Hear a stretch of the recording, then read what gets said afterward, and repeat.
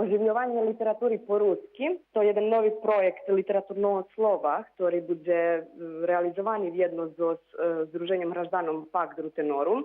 U pitanju literaturni večer, gdje chceme, že by Facebook grupa Literatura po-ruski vyšla z internetu, z internet blokoch do stvarnosti i že by to ti všetky, ktorí objavjujú tam, mali nahodu predstavit će javnosti, predstavit će všetkým zainteresovanim, jednostavno mali nahodu, že by mali svoj prostor javni, nie na internetu, ali u stvarnosti. To už druhý projekt, ktorý Literaturne slovo realizuje. Perše sme realizovali Transporteroch, to s združenjem jednim bilo realizované na Buklet festivalu. Teraz znova realizujeme druhý projekt, cilj nam, že by Literaturne slovo, jak dodatok ruskого slova, jednostavno počalo funkcionovať i može by zakus pogurovať rusku literaturu.